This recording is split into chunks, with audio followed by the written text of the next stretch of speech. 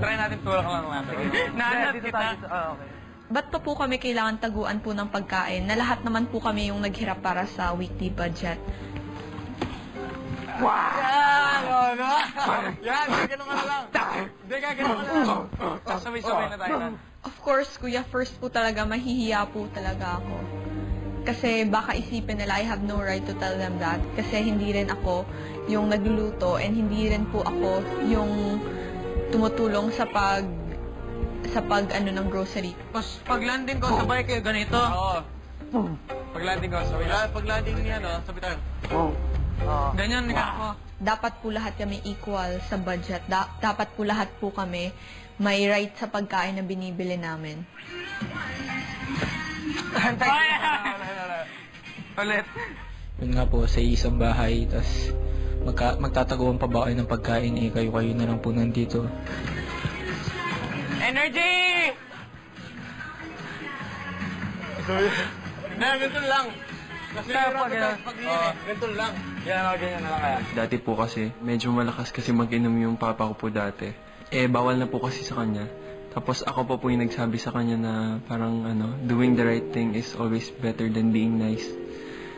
Tapos ngayon po, ako yung sa ganong sitwasyon, ako po yung hindi nakakagawa ng sinabi ko. Kaya po, ewan ko po.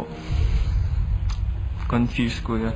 Kung nagawa mong sabihan ang mas nakakatanda sa'yo, ang sarili mong ama, ibig sabihin, meron kang kakayahan, na manindigan. Opo. At tumayo sa panig ng tama. Susunod! Hindi, okay lang nandun, pero tawagin lahat. Pero ba't yung apat ng nandun sa loob? Si Myrtle naglabas ng sama ng loob kay Jai. Kasakit sang words niya. Tapos especially sa ako. Tapos sambalan niya ko. Like yan pa ka. Ginagay niya. Oo. Kung tuon na gusto ako, hindi ako pag insultohon, barahon. Feeling ko bala, of course, sa sagwa, sambala, I guess lahat na babae na gusto niya, nakuha niya. Hindi porket like, kagwapo ka, you can get everyone. Yes. Samantala si Kit, si Judge naman ang kausap. Since last week, hindi ko lang kinausap. Hindi ako nalapitan. Ways. Laging tuloy. Kung mo, pero uga. Feeling ko nagkaselos man siya. Nagaselos siya. Tapos ginahabala niya ko na gina-avoid ko siya. Hindi man good. Pagtakalta naman eh. Pag ako malapit, malayo siya. Pag siya yung malapit, hindi siya malayo. Nag-stay pa nga siya. Si Ibas parang mabait talaga. Tapos tanaw naman ang difference. Ang difference is si Ibas tamaan, kabuot. Kasawa na ako. Ang taong dito. Naman. Tapos mabalaan ko na siya ang do head-head sang gatago sang pagkaon. Maya-maya naghanda na ng hapunan ang boys. Wag mo na. Yan, okay na yan. Pabayaan mo na lang yung ganyan, tapos sa ibang malalaki. Swerte yung iba, tapos pabayaan natin yung maliliit. Sa atin yung malaki. Hindi, sa atin may iwan yung maliliit. Hindi, sa kanila. May malaki tayo, may maliit. Habang si Alec at si Myrtle napag-usapan ang sitwasyon sa pagkain. Masama na kong gali. Personal, honestly, sino ang nag-una nagplano? Honestly. Diba? Wala akong idea kasi nasa kanila apat. Pero basically silang apat. Iba yung plan talaga. Ay, pag-agas, kainin yan. Pag pag-agas ka, kainin mo. Kinain ko yun kanina. Kumain lang kanina, o... Hindi, bago lang. Pansin mo lagi na huling four. Kasi sila yung pinakamaraming nakukuha. Kasi parang feeling ko ang mentality ng lahat is since sila yung nagluto, sila dapat yung maraming makakain. Which is wrong. Pag-agas, ubusin lahat ng pork chop. Piprito lahat. Tsaka kakainin. Dagdagan pa ng maling. Ang tindi ng konsensya. Like,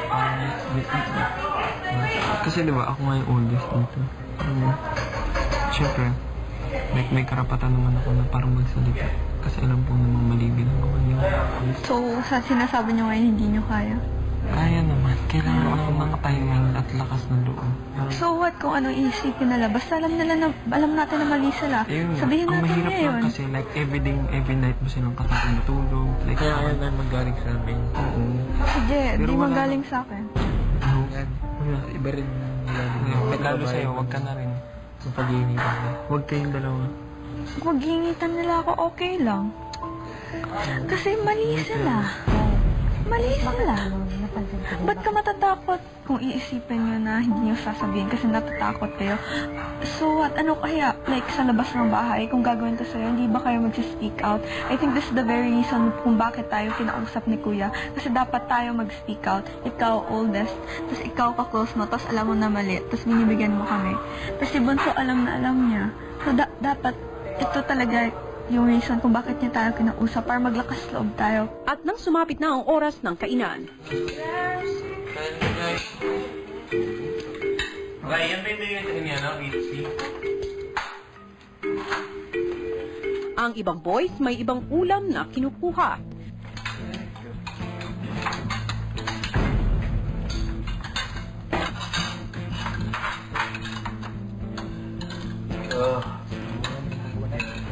Ano kaya ng pagkain nakakalasing? Ayos! Si Alec napansin ang ibang ulam ng boys. Pero hindi pa rin tama yun. Sana ihahin sa mesa. Oo. Like, hindi. Okay lang nandun, pero tawagin lahat. Pero ba't yung lahat ng Nandun sa mesa. Tapos, anong nandun na, tsaka sila nagpamigay. Siyempre, may ako naman kumuha. Tapos, nakita niyo yung may separate na lalagyan. May maliit. Mag-reset ako. Bukas sa PBB Teen Edition 4. Maayos na kaya ang samahan ng housemates at sa kanilang alitan tungkol sa pagkain. If you don't tell me, you won't know who gave her chocolate. Wala. Just tell me the goddamn name. Ayoko namang may makaaway dito, Bunso. You need to stand up. You need to speak up. It has come to my attention na merong issue sa bahay ko.